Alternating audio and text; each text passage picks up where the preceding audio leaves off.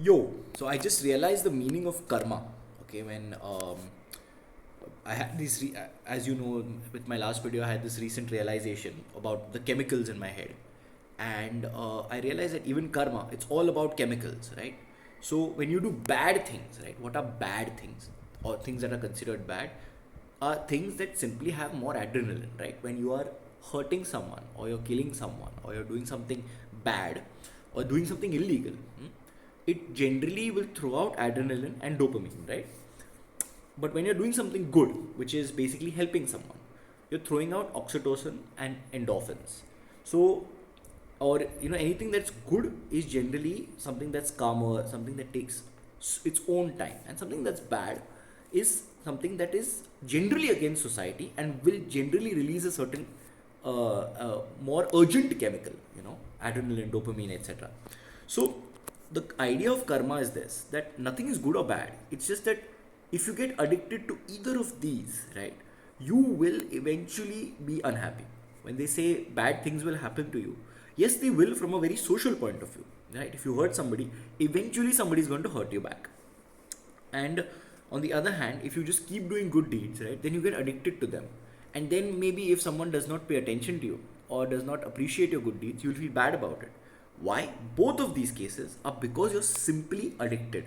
Okay, addicted to this. But adrenaline and dopamine are more addictive than, say, oxytocin or serotonin. And therefore, they say it's a bad idea to do bad things from a social point of view and from a personal point of view, because you can get easily addicted to adrenaline, like I was. All right, even though I wasn't doing bad things, right, I was doing them in a very urgent manner. I was doing random things, and that randomness itself got me addicted. So now, how do you get rid of this? See, release as much chemical as you want, okay, but you have to just not be addicted. You have to neither crave it, okay, not nor be aversive to it, nor have any aversion to it, and that is the only way you will be you'll be satisfied. Okay, otherwise with both these cases you will never be satisfied.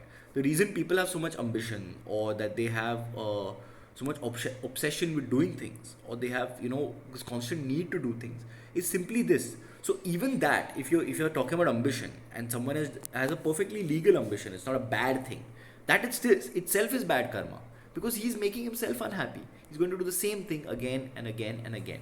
And when they talk about rebirth, right, rebirth may or may not exist, but the moment you crave something more and more, when do you crave it?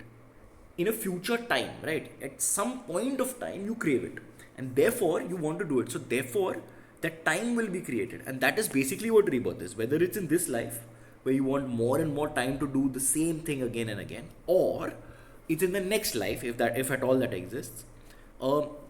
That is going to keep creating. So what is nishkam karma? Nishkam karma is basically the karma that is not created, is where you are neither craving nor aversive to anything. You are just simply there. You're feeling the chemicals, you're enjoying them, but you're not going after them more and more, more and more, no matter whether it's good, whether it's bad. It's simply the way you react to things. So yeah.